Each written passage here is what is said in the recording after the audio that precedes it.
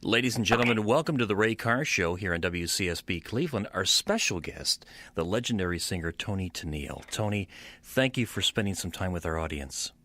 Well, Ray, it's my pleasure. Well, Toni, let me start out. Let's go back in time a little bit. Let's go back to Montgomery, Alabama, 1946. Tell me how life was like back in that time for you.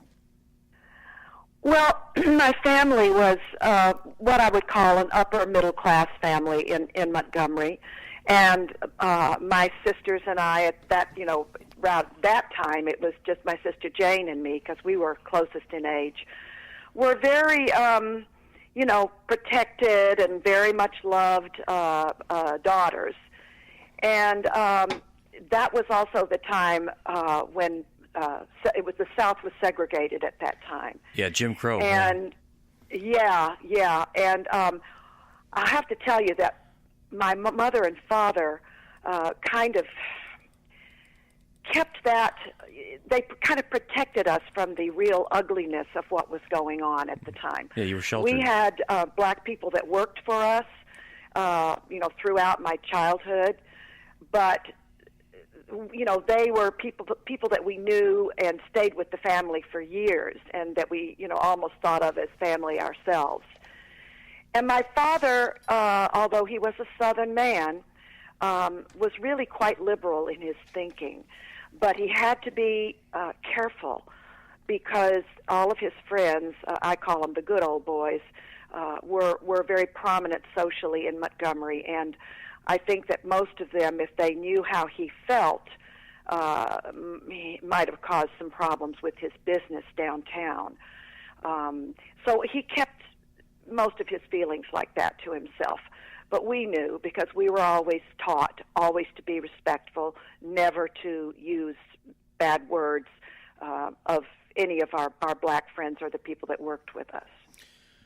Where did the musical interest for you come? When did you first realize that I love music and I'm good at it? I mean, when did this happen for you?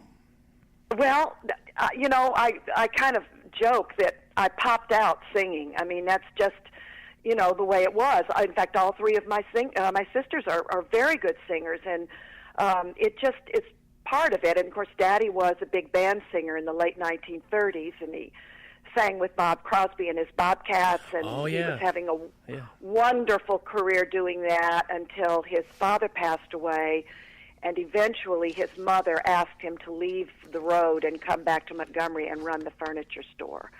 And that really dashed Daddy's hopes of ever being a famous singer, which I believe he could have been at the time, because he had a gorgeous tenor voice that you can still find on YouTube. Somebody's posted some of the recordings he made, which I thought is fascinating. And I just think it was a thing that broke his heart, when he had to come back and do that. And Mother was also, she studied piano and played classical piano as I did, and, we'd play duets occasionally, and so we had that. But Daddy was the one who really loved to play records for me and Jane in particular. The other daughters were a little too young to be as interested. But he'd come home with new LPs, and he'd say, "Now sit down, and I want to play you this." And he'd never say who it was going to be. He'd just say, "Here it is." And then when we started listening, he'd say, "Now that's Count Basie," or, "That's Frank Sinatra." That was the closest we felt to Daddy at that time. Wow. And man, that's amazing. That's great. I mean, you grew up with all that great influence, and then it's... I did. And, I also loved being a teenager in the 50s and going to proms and dances and listening to the pop radio of the time. I loved all the pop songs of the 50s, too, and still do. So I had a very wide variety of music, and still do, that interests me. I could imagine... Back in 1955, 56, Jerry Lee Lewis, Elvis Presley, oh my God, Johnny Cash, Buddy Holly, Danny and the Juniors, all that fun stuff, and you grew up with that, and it's a golden era. And then, did you think at any time during that period that you'd ever become a popular singer? Well, not really. I was living in little Montgomery, Alabama, and how was that ever going to happen to me? Right. But I did. I used to do. I loved Julie London, who was one of the sultry Yes. singers who first, was recording at that time. Yes. And when I was asked to sing, for friends or something, I would sing that song. And oddly enough, the other one I sang was Abba Dabba Honeymoon, which is wow. completely different. But I loved to sing in front of people, and people said, "Oh, you've got a really great voice. Oh, you could go on and be famous." And I went, "Well, yeah, but not here. It's not going to happen in Montgomery." So I kind of just wrote it off. When did you get out of Montgomery? Well, I went to Auburn University, as my father had before me. And at that time, our family was suffering a great deal of financial difficulty. The furniture store was starting to fail, mainly because Daddy, who he just wasn't a very astute businessman. He bought the things, he stocked the things in the store that he loved, and they were the more expensive pieces. But the truth was that the clientele for Daddy's furniture store didn't have that kind of money. Yes. So a lot of those pieces ended up in our house. Okay. And then Mother had a talk show. She was one of the first ever to have her own talk show on an NBC affiliate there in Montgomery. But so when the furniture store started losing money, then Mother, we were kind of supported by Mother's salary, which wasn't that much at the time, as you know, way back then.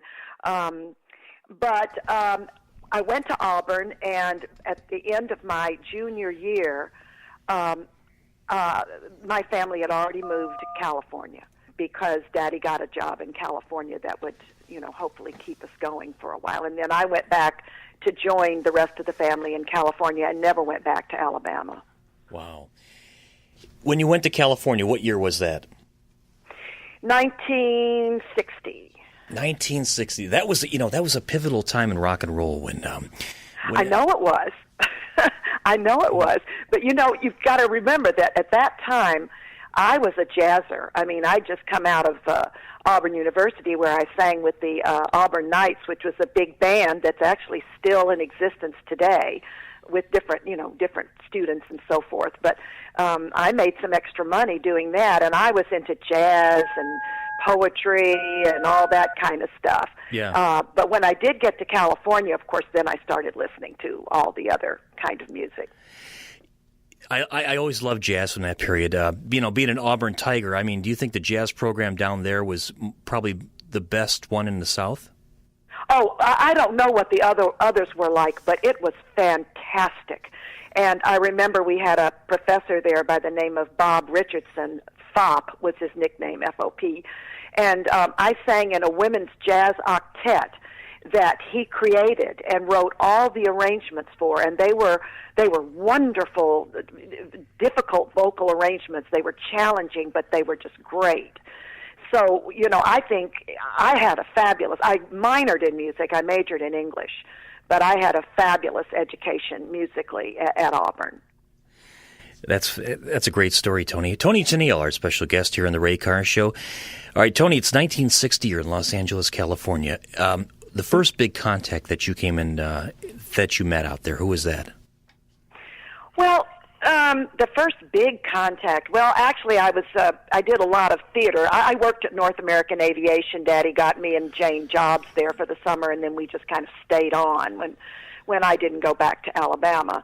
But I always did theater on the side. I wanted to keep my hand in some way creatively.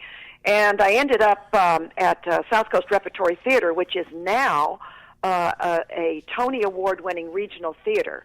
And it was just, at that point, it was just a storefront, but they had great directors and actors and did wonderful plays. And one of the directors there said to me, I'm writing a musical with an ecology theme. I'm calling it Mother Earth. But I need someone to write the music. Do you want to do it? And I thought, well, why not? I mean, I'd only written a few songs just for fun at that time, but I thought, well, this is a nice challenge. I'll try it. So he, provided me with the lyrics he had written, and then I wrote the music to his lyrics. And to try to make a long story short, the night we opened at South Coast Repertory, we had Variety, we had the Los Angeles Times, we had the Orange County Register, we had the Hollywood Reporter reviewers down there, and they all gave it rave reviews. And we ended up actually in a production up in San Francisco, our first professional production. And we needed a new keyboard player when we were going to move it down to L.A. because the one in San Francisco couldn't stay. And someone recommended to me a keyboard player who had been with the Beach Boys for 5 or 6 years at that time in their backup band, but the Beach Boys were taking some time off, and this man had some free time. So he flew up to San Francisco to audition for me, and that was Daryl. And that was the start for me. I mean, you know, neither one of us were anything at that time, but that was my future right there. You and Daryl had a unique chemistry together, and I remember as a young boy watching, I started really getting into it about 1974, 75 with Love Will Keep Us Together. But oh, yeah. But, I mean, when I heard that song, it was written by Neil Sedaka, but I didn't realize that at the time. But that was such a big hit, and had you guys had just such a stage presence at that time. Well, you know, actually, and I also like to mention that Howie Greenfield wrote the lyrics. Neil wrote the music. Right. I always want to say that because I think lyrics are important, too, since I write both. But Howie became a dear friend, and so did Neil. I saw Howie more often because he lived in California than I see Neil, but adored them both. We had just about finished our first album for A&M, and we needed one more tune, and we felt like we needed an up-tempo tune. And we had a great A&R guy there at A&M Records, which was our record company, named Kip Cohen, and he really, really knew how to find the right music for his artists that he was looking for. And he called us in one day and he said, listen, this is a great album that Neil Sedaka recorded and released only in the UK. And he said, I think there's some songs on here that would be great for you guys. So we sat in his office and listened to, you know, some of the songs, and we really liked them. And then all of a sudden we heard Love Will Keep Us Together. And all three of us, Daryl and I and Kip, just went, that's it. That's it. There's no question. And we went right in the very next day into the studio and started recording it. You had no idea at that time that song would become such an incredible hit. No, we didn't. We didn't know anything. This was our first album. You know, we'd never done one before and released it. We never had a record label or anything. And, you know, we hoped, and the promotion people at A&M said, this is perfect because it's an up-tempo and radio is ballad-heavy right now. So they're probably looking for an up-tempo to slip into their top 40. And it just, I'll have to give credit where credit is due, of course, to Neil and Howie for writing a great song, but for Daryl to, you know, he was really brilliant at producing songs that made our sound unique. He really had that gift. And so when we heard the playback at the end, when we'd done the final mix, I just knew. I said, this song has a chance. It has a chance. And it entered the charts, I think, in November of 1974. And slowly worked its way up until it ended up being the number one song of the summer of 1975. And if I'm not mistaken, Toni, I think it was the number one record of the year. It was. Yes, it was. We got Record of the Year, which was a shock because we really didn't expect it because, frankly, the Eagles were nominated, and we loved them, so we thought, we'll never get it. But we did, and it was a surreal experience. I bet it was. It really was to walk up on that stage and have Stevie Wonder hand us our Wow. Grammy Award. Oh, yeah. Good. You know, and the other thing about Stevie, we recorded several of his songs also over the years, but Stevie read our names in Braille. Oh, my. It was in the envelope that he opened, and it was in Braille, and that was, I still have that somewhere. I've got to find it because it's really an artifact. But that was very, very exciting. And then afterward, you recorded a lot of other great songs, Muskrat Love, Shop Around, Do That To Me One More Time. Those are all legendary songs. Well, they're pretty good.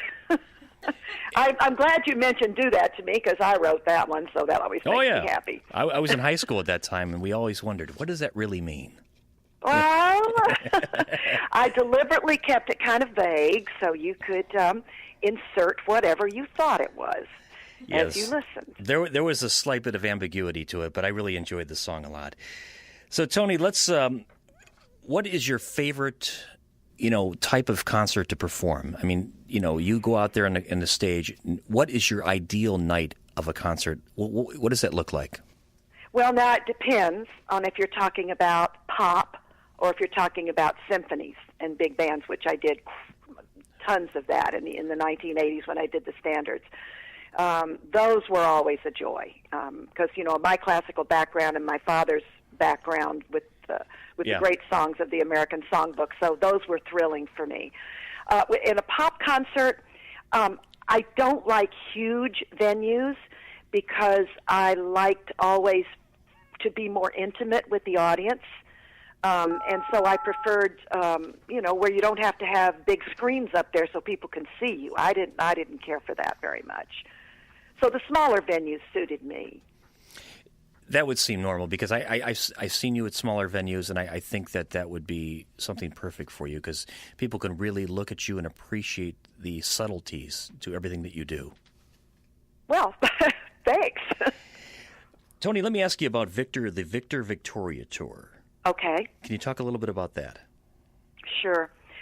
One of the things that I hadn't ticked off my bucket list throughout my life was I'd always thought I would love to do a Broadway show. Would just love to do it. And since Captain and Tennille, we'd slowed down and we'd sort of thought about semi-retiring, although I was still doing symphonies and big bands,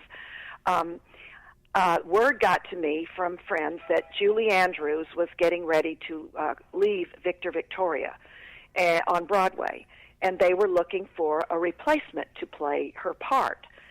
And the first thing I did was listen to the score and go over the score to see about the keys, because I thought, Julie being a soprano, maybe they were written too high for me, but oddly enough, they were right in my wheelhouse as far as the key for me to sing them in. So Julie must have been singing in her chest voice the whole time, except when she hit that high note that she had to hit in the score.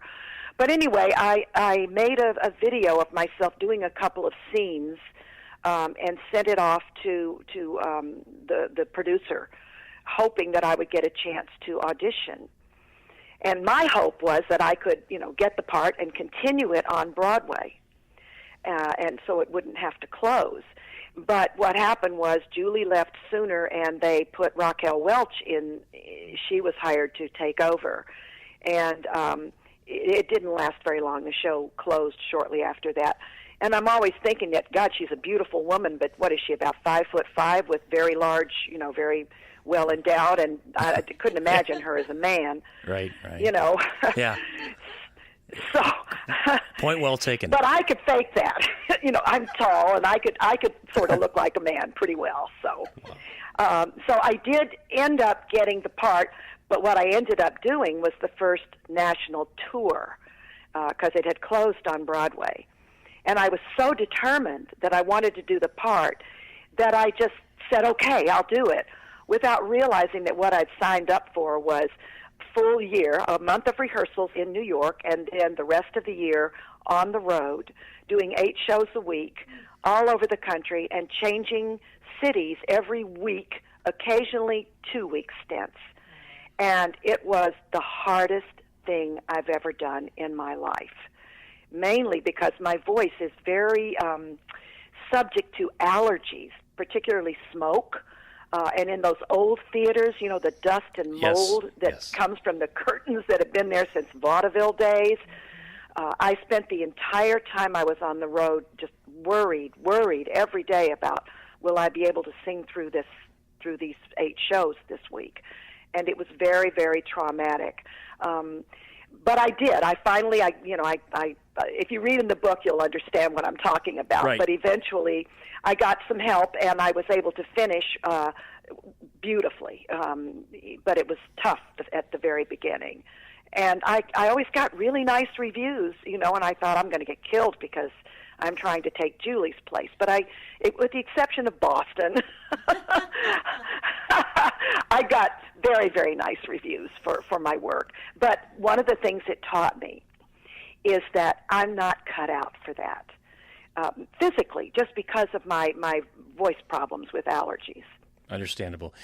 By the way, we finished the tour of Mother Earth, not Mother Earth, in Victor Victoria in Cleveland. Oh. We did 2 weeks there, and it was fantastic. What a great town for the arts. I just couldn't believe it. We were packed every night, and people loved the show. And, of course, you have your fabulous Cleveland Symphony Orchestra. They're so great. We loved it. We went to the Rock and Roll Museum. Everybody had a ball there in Cleveland. It's a good place, yeah. I love Cleveland, yeah. Toni, you're a very talented person. You're able to do a lot of different things in the entertainment world, and it comes across very naturally to the audience. And I just want you to know that a lot of us out here really appreciate everything you've done, and you've made a big difference musically in our lives growing up. Oh, that's very sweet. Thank you. Toni, let me move to the relationship that you had with Daryl, and can you talk a little bit about that and the whole spectrum of that, because you mentioned that he was a big part of your musical career as well. Oh, absolutely, absolutely, and I try to describe, and I think I've succeeded. Caroline and I, my co-author and I, have succeeded in explaining my relationship with Daryl. It took us 2 years to write the book, so it's hard to get it down to a couple of minutes. Sure, but sure.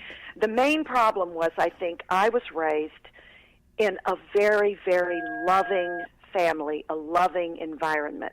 And even though my dad, was a binge alcoholic, there was never any doubt that he adored me and my sisters, just adored us.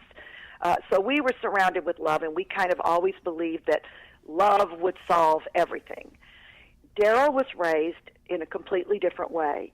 His father was a very, very famous symphony conductor and arranger and Academy Award-winning film scorer by the name of Carmen Dragon. And that family was very, what's the word? They weren't loving and affectionate with each other. It was just a completely different life.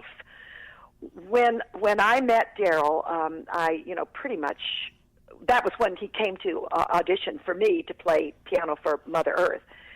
Is when I met him for the first time, and I saw him, and I just knew he was going to be important in my life, but I didn't know why.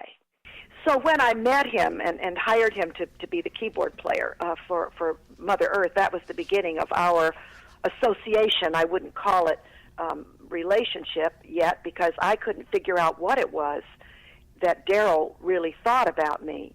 But I knew, I just felt it, that he was going to be very important in my life. And he was, of course, because we really did speak to each other musically. We had no trouble with the musical thing, but personally, he was so enigmatic and so difficult to understand, and I thought, well, okay, I think this man is incredible. I think he's wonderful, and I'm going to get through to him. I'm going to teach him, oh boy, I'm going to teach him, how to love, how to come out into the sunlight and be happy, because he was never happy. I never, in all the time I lived with him, heard him belly laugh. I never, he just wasn't that kind of person. And he was a very negative person all the time, but I kept at it for a long time because I still saw him through the prism of my hopes and my dreams as this romantic person that I've always been. But just because you see someone that way doesn't mean that they're going to end up that way. So that was what happened to us, and none of this do I blame on Daryl, because it was me. If the blame's anywhere, it's to me, because I tried to make him into what I hoped he would be, and he could never be that. Yeah. And of course I realized that, but by that point it was pretty long in the relationship when I finally gave up. But things, I mean, you parted and you're happier now inside, right? Oh, yes, absolutely. And, Daryl and I, we parted very amicably. The divorce was no problem. We split everything down the middle. And I talk to him every week or so to check on him because I care about him. I want to see if he's okay. And we still have a business together. Our publishing company, we still own together. So we have business things we have to talk about. But, I finally realized after I did make the break and come here to Florida to live near my sister Jane and my niece Caroline, who's my co-author on the book, that Daryl, he was happy as long as someone did for him what he wanted. It didn't have to be me. And that was really a relief when I realized that. He's just a different kind of person, and I'm sure that everybody that reads the book is going to have their own opinions of whether they would have done what I did, and also what was the deal with Daryl. Understand. Because I lived with him all those years, and I still don't know what it is. That's tough sometimes. When you're in a relationship, sometimes you're so far into the forest, you can't always see the trees, and it's difficult for somebody involved in a relationship to always see the faults that go on. Oh, yeah, absolutely. Toni Tennille, a memoir. Toni, you wrote this with Caroline Tennille St. Clair. Yes, she is my sister Jane's youngest daughter. She's a fine writer and a painter also. And the reason I asked her to write this with me is because I would never have written it on my own. I just don't have the discipline. And I'm a good enough writer to write, okay, this is what happened. I can do that. But I don't have Caroline's gift for setting a scene, for bringing the reader into the place, into the time, to feel it and taste it and smell it, what was going on at that, particular time in my life. And she also did this wonderful thing of weaving my life through what was happening socially and historically at that time. I'm 75 now, so I've lived a long time. And so the things that I talk about, I'm sure if any of the younger people read it, it's going to be like reading about covered wagon days. But I still think it would be interesting to them if they care anything about music history to read a little bit about my take of what it was like, and also to be in the music business in the 70s. I can't wait to read it cover to cover. I'm sure, I just briefly glossed over it, and it looks like an incredibly interesting book. And we've had wonderful reviews so far. And also I want to mention that I did record the audiobook, which is also out, came out at the same time. Oh, really? Okay. And I could not have been more pleased with how that turned out. Great. Just thrilled with it. Audible did a great job in providing me a really good team and producer and so forth, and I'm really thrilled with how that came out. I'm happy to hear that, Toni, and I'm blessed and honored to be able to have spoken with you today, and I thank you very much. But I have one other question. Okay. Now, growing up, I graduated high school in 1981. At that time, Pink Floyd had an album called The Wall, and I know you did some backing vocals on that. What was that like? Well, I got that opportunity because Bruce Johnston of the Beach Boys and Carl Wilson, who was one of the Wilson brothers, the youngest of the Beach Boys, and a studio singer named John Joyce and I, if we were all in town at the same time, we would do background vocals if somebody, one of our colleagues needed it. And so we did some background vocals for Elton John. We did some for Art Garfunkel, for example. And one day, Bruce called me and he said, look, we've been asked to do some background vocals for Pink Floyd. Are you in? And I said, well, yeah. Wow. I said, yeah. I mean, honestly, I didn't really know who they were. I heard of them, but I was not that familiar with their music. But I thought, me being musically curious about all kinds of music, I thought this would be really fascinating. And so I remember we did it in a studio called Producer's Workshop in Hollywood on a Sunday morning. And Daryl went with me because he was interested to see how they ran a session. And we walked in the front door, and we were met by Dave Gilmore, who said, "Oh, I saw you this morning on television." And I went, "Well, this is Sunday morning. What were you watching on television?" And he said, "Oh, I was watching Kids Are People Too with my kids." Yeah. And I went, "Okay, there goes the rock thing, out the window." So he was just the nicest guy. I mean, they were just lovely, and the session was one of the most professionally done I've ever been involved in. There was no messing around in this session. These two guys knew what they wanted, and they knew exactly how to ask for it. And they had not named the different songs yet at that point. So what they would do is just play us a track and say, here's the track, and we want you to do this on this track. And so that's what we did, and that's how I ended up singing with Pink Floyd and having my name on their album as background singer. What an experience that is, Toni. Well, it's my claim to hipness. What can I say? You're hip, Toni. You're hip. One final question about the you had a index finger accident when you were very young. Is that Yes. correct?